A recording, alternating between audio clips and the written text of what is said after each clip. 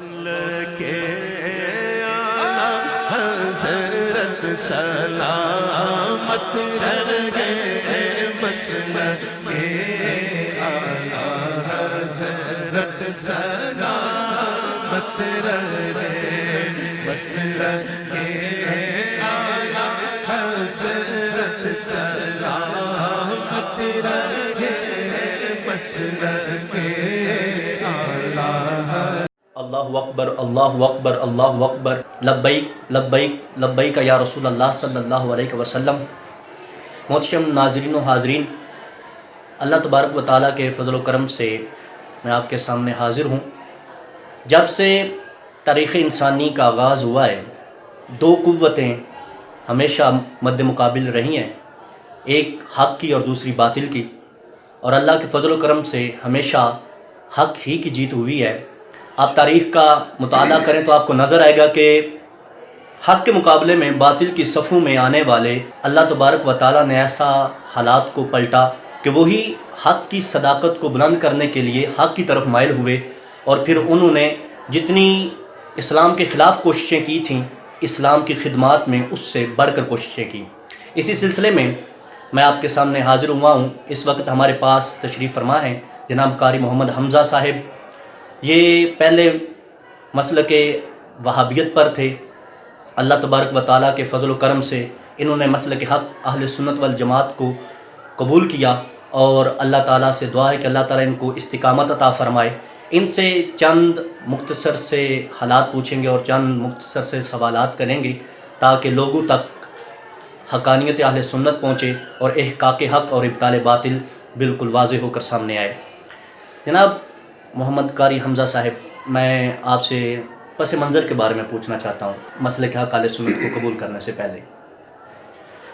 جی، سب سے پہلے تو یہ عرض کروں گا کہ ہمارے خاندان میں کیونکہ جو ننیال وغیرہ خاندان ننیال والا، تو اس میں تمام ان کے جید علماء ہیں وہابیت میں، تو جس میں سرفہرست سب سے پہلے میرے نانا جی حافظ محمد ابراہیم حافظ آبادی، جو کہ جامعہ اسلامیہ نیائی چوک میں شیخ الحدیث ہیں، اور اس کے بعد میرے ماموں جان مولانا عبدالستار انجم صاحب، وہ شیخ پورہ میں مرکزی جمعیت اہل حدیث کے وہ امیر ہیں، اور خالہ زاد بھائی میرے قاری سمیع اللہ ساجد صاحب، وہ پورے پاکستان کے چیئرمین ہیں ان کے مرکزی جمعیت اہل حدیث کے، اور اس کے علاوہ میں خود بھی اپنے علاقے گجرانوالہ کا ناظم اعلیٰ ہوں۔ آپ نے درسیات کہاں سے پڑھے ان کے یہاں؟ جی، سب سے پہلے میں نے 4 سال جامعہ سلفیہ فیصل آباد میں پڑھا، اور اس کے بعد میں نے 2 سال دارالعلوم محمدیہ لنڈا بازار شیخ پورہ میں پڑھا، اور اس کے بعد دورہ حدیث جو بخاری شریف سب سے پہلے عمر صدیق صاحب سے پڑھا، اور اس کے بعد اپنے نانا جی جو عمر صدیق صاحب کے بھی استاد ہیں حافظ ابراہیم حافظ آبادی صاحب، ان کے پاس پڑھا۔ ماشاء اللہ، یہ درسیات آپ نے باقاعدہ سندیں بھی اس کی حاصل کی؟ جی الحمدللہ، لیکن جو بخاری شریف کی سند ہے نا، وہ اس کی تصدیق رہ گئی تھی، تو میں نے اپنے نانا جی سے دی، تو اس کے دوران ہی یہ معاملہ ہوگا، تو انہوں نے مجھے تک یہ خبر پہنچی ہے کہ انہوں نے اسے ضائع کر دیا ہے، اس وجہ سے کہ کہیں یہ نہ ہو جائے کہ ہماری سند کسی کے پاس چلا جائے اور وہ پروف کرے کہ میں ان کے پاس پڑھ کر آیا ہوں۔ تو آپ کا کیا معاملہ ہوا؟ آپ کس طرح آپ نے اہل سنت کی طرف آئے؟ وجوہات اس کی کیا ہیں؟ جی، سب سے پہلے پچھلے سال ربیع الاول شریف میں جمعہ شریف کے خطبہ میں نے یہ بات کہی کہ اللہ تعالیٰ نے قرآن مجید میں فرمایا بسم اللہ الرحمن الرحیم فلا وربک لا یؤمنون حتی یحکموک، فرمایا محبوب ہمیں آپ کے رب کی قسم ہے، اتنی دیر تک کوئی ایمان والا نہیں ہو سکتا جب تک وہ ہر مسئلے میں آپ کو اپنا حاکم تسلیم نہ کرے۔ بے شک۔ تو اس کی جو تفصیل ہے اس کے اندر حدیث بخاری شریف کی بھی حدیث ہے، نبی کریم علیہ الصلوۃ والسلام نے فرمایا اللہ تعالیٰ نے کوئی نبی ایسا زمین پر نہیں بھیجا جس کے 2 وزیر نہ ہوں، 2 وزیر زمین پر ہوتے ہیں، 2 وزیر آسمان پر ہوتے ہیں، اور فرمایا میرے 2 وزیر زمین پر ان کا نام صدیق و فاروق ہے، اور آسمان پر حضرت جبرائیل و میکائیل، اور فرمایا کہ یہ میرے وزیر ہے۔ تو میں نے یہ تشریح کی کہ اللہ تعالیٰ نے محبوب علیہ السلام کو، کیونکہ جس طرح آپ کو تمام انبیاء میں سے اعلیٰ مقام عطا فرمایا، اس طرح آپ کی بادشاہت بھی سب سے اعلیٰ ہے، کہ اللہ تعالیٰ نے آپ کو اتنی بڑی بادشاہت عطا فرمائی ہے کہ آپ کے وزیر آسمان پر بھی ہیں اور زمین پر بھی۔ تو میں نے کہا اس سے ثابت ہوتا ہے کہ جس طرح جبرائیل و میکائیل زندہ ہیں، اس طرح صدیق و فاروق زندہ ہیں۔ اگر یہ وزیر زندہ ہو سکتے ہیں تو بادشاہ کیوں نہیں زندہ ہو سکتا؟ سبحان اللہ. اور میں نے ایک بات اور بھی کہی کہ خدائی اللہ تعالیٰ کی ہے، لیکن اللہ پاک نے اپنے محبوب علیہ الصلوۃ والسلام کو اپنے کرم سے نوازا. یہ ہے کہ اللہ تعالیٰ نے خدائی اللہ کی ہے، بادشاہت نبی کریم علیہ الصلوۃ والسلام کو اللہ پاک نے عطا فرمائی. تو اسی وجہ سے کاموں کی میں جو میں پڑھاتا تھا، وہ اسی وجہ سے مسجد میں، کیونکہ وہ کچھ احباب ایسے تھے جو مدرسے میں پڑھے ہوئے تھے، تو انہوں نے بحث طویل کی اور یہ بھی کہا کہ آپ نے جو یہ مسئلہ بیان کیا یہ بریلویوں والا ہے. اور انہوں نے میرے نانا جی حافظ ابراہیم صاحب کے پاس آ کر شکایت کی، کوئی آپ کے نواسا ہے تو اس نے یہ بات کی ہے. تو میں نے ان سے کہا بھی حدیث شریف میں یہ بات آتی ہے، تو آپ مجھے اس سے کیوں روک رہے ہیں؟ ہم خود کو اہل حدیث کہلاتے ہیں، تو اگر ہم حدیث کو نہ مانیں تو پھر فائدہ کیا اہل حدیث ہونے کا؟ تو انہوں نے کہا بھی یہ حدیث بیان نہیں کرنی چاہیے. اچھا. میں نے کہا وہ کیوں؟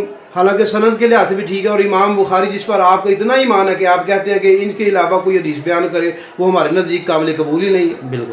آپ خود انہیں ائمہ مجتہدین میں کہتے ہیں کہ ان کی بات بالکل ٹھیک ہے، بخاری شریف کے اوپر اندھا دھندھا آپ اعتماد کرتے ہیں، حالانکہ کسی حدیث میں بھی نہیں آیا یا کسی قرآن کی آیت میں بھی نہیں آیا کہ قرآن کے بعد بخاری شریف کا درجہ ہے. ایسے ہی. یا کسی حدیث میں سرکار نے فرمایا ہو کہ بھئی بخاری شریف وہ کتاب ہے جس کا درجہ قرآن کے بعد ہے، اور یا یہ فرمایا ہو کہ بات ماننی ہے تو صرف بخاری کی مانی، کسی اور کی نہیں ماننی. ہاں جی، یہ بات تو کہیں بھی نہیں آئی. تو میں نے کہا پھر سب سے بڑی بات یہ بدعت ہوئی. ہم دوسروں کو کہتے ہیں کہ بھئی آپ بدعت کرتے ہیں، تو ہمارے خود مذہب میں، ہمارے عقیدے میں خود بدعت شامل ہو گئی ہیں. تو میں نے کہا اگر یہ بات حدیث بیان نہیں کرنی تھی تو ہمیں پھر چاہیے تھا کہ ہمیں حدیث نہ کہلواتے. وہ یعنی کہ آئے بائے شائیں کرنا شروع کر دیا.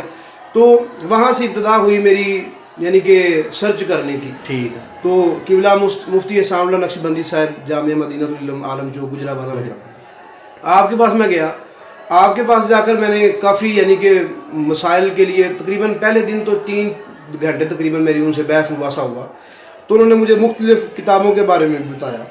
تو پھر ایک بات اور جو میں نے یہ کرنی ہے کہ اللہ اور اس کے رسول صلی اللہ علیہ وسلم کے فضل و کرم سے مجھے ایک روحانی فیض ملا ہے. ماشاءاللہ، روحانی فیض. ہاں جی، کہ اللہ تعالیٰ نے، میں نے جب استخارے کی نیت سے جو نیت کی تھی، دعا کی تھی کہ اللہ پاک مجھے ہدایت کا رستہ عطا فرمائے، تو استخارے کی نیت سے میں نے جب وہ استخارہ کیا تو اس میں مجھے بزرگ نظر آئے، نورانی چہرے والے، اور وہ سفید اماموں میں تھے سب حضرات، لیکن انہوں نے جو امامہ باندھا ہوا تھا شکل سے ایسے لگ رہا تھا کوئی بادشاہ کھڑا ہوا ہے. سبحان اللہ.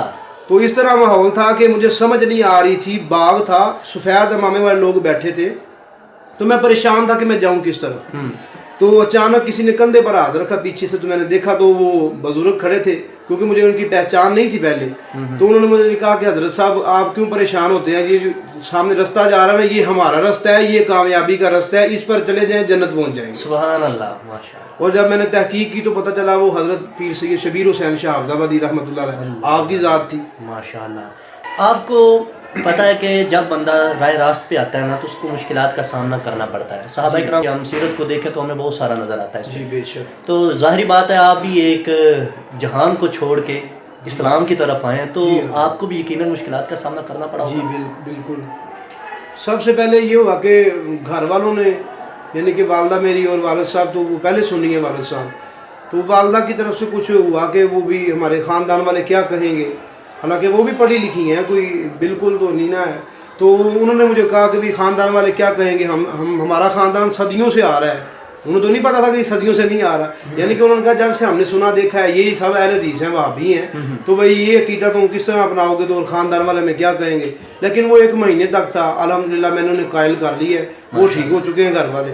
اس کے بعد جو ننیال والے وغیرہ ہیں ان میں سے، اور قریب 2 مہینے پہلے میرا جو یہ ٹخنا توڑ دیا تھا، اس وجہ سے کہ میں نے یہ مسلک اہل سنت کو قبول کیوں کیا ہے. اچھا، آپ پر باقاعدہ حملہ ہوا ہے؟ جی بالکل. کس جگہ کے تھوڑی ڈیٹیل بتائیں گے آپ؟ جی یہ داتا دربار کے باہر، میں دعا کر کے باہر آ رہا تھا، تو میں ادھر شادی میں آیا ہوا تھا، تو خود میرے باقاعدہ مجھے پتہ ہے وہ امیر میرے ماموں جان ہیں جنہوں نے یہ اپنے آدمی بھیجے ہیں، تو جس کی وجہ سے میرا وہ ٹخنا ٹوٹ گیا. اور الحمدللہ اللہ رسول کا اتنا فضل و کرم ہے. وہابیت میں پہلے میرا 1 دفعہ ٹخنا ٹوٹا تھا، وہ 6 ماہ میں ٹھیک ہوا تھا. اللہ رسول کا اتنا فضل و کرم ہے، ابھی 2 مہینے پورا نہیں ہوئے تو میں کھڑا بھی ہوں.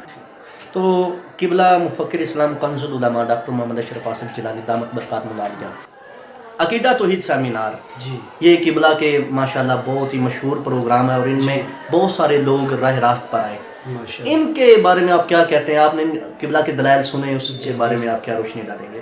جی سب سے پہلے تو میں نے آپ کے قبلہ کے جو عقیدہ توحید سیمینار ہے، اور سب سے پہلے وہ جس میں قبلہ عمر فاروق توحیدی صاحب ماشاءاللہ اللہ پاک آپ کو مزید برکت عطا فرمائے، جس میں آپ نے اپنا اہل سنت ہونے کا اعلان کیا تھا، وہ سنا تھا، اور اس کے بعد ہے یہ جو پچھلے 3 سال ہیں یہ بھی سنے ہیں، اور اس کے علاوہ میں نے 2 خطبہ جمعۃ المبارک خود لائیو بیٹھ کر سامنے بیٹھ کر سنے ہیں قبلہ کے، اور اس کے علاوہ بھی کافی گفتگو آپ نے سنی ہے، اور جو آپ کے رسائل ہیں پچھلے جو گزر چکے ہیں ان کے سیمینار کے وہ بھی سنے ہیں، میں نے پڑھے ہیں میں نے، تو الحمدللہ ان سے بھی کافی فیض حاصل ہوا ہے۔ اس کے علاوہ تحقیق کے میدان میں حضور تاج الشریعہ رحمہ اللہ آپ کے بعد اگر کسی نے مضبوط طریقے سے علمی لحاظ سے اہل سنت کو اگر کسی نے ڈھانپا ہے اور سہارا دیا ہے تو وہ میں نے ڈاکٹر صاحب سے دیکھا ہے، یعنی کہ آپ نے وہ بات دیکھی ہے۔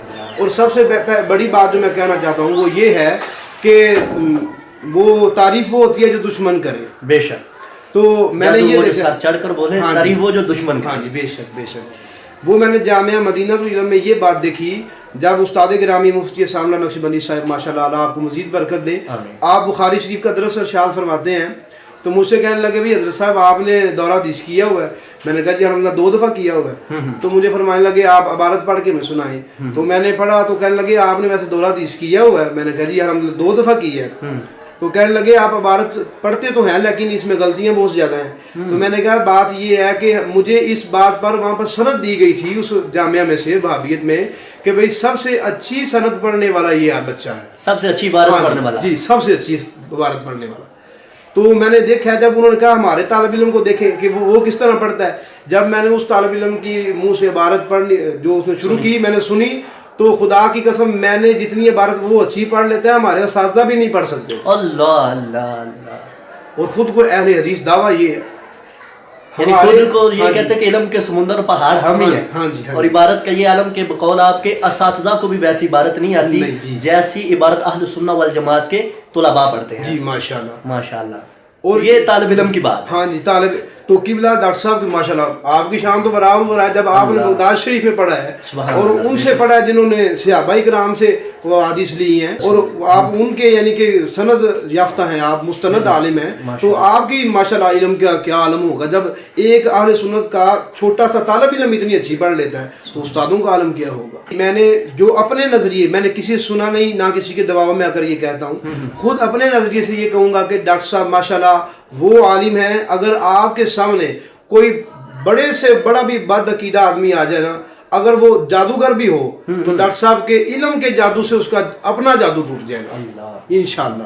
اللہ کے فضل و کرم سے حضور صلی والسلام کی نگاہ کرم سے یہ ملا ہے آپ کو کہ ماشاءاللہ آپ نے اتنا کام کر رہے ہیں، میں دیکھ رہا ہوں ابھی میں نے جامعہ دیکھا ہے ماشاءاللہ، اور بغیر کسی ڈالر کسی ریال کے بے شک ماشاءاللہ باہر سے کوئی امداد نہیں آتی، تو آپ نے خود پاکستان میں خود کو اس طرح مستحکم کیا کہ آپ نے اتنے کم عرصے میں اور اتنا 24 گھنٹے میں آرام بھی نہیں کرتے، اور آپ اس طرح ماشاءاللہ سرکار کے دین کو پھیلا رہے ہیں ماشاءاللہ، اور امید کرتا ہوں انشاءاللہ مزید بھی آپ اس طرح کرتے رہیں گے، اللہ آپ کو مزید برکت عطا فرمائے، آمین بجاہ نبی الامین۔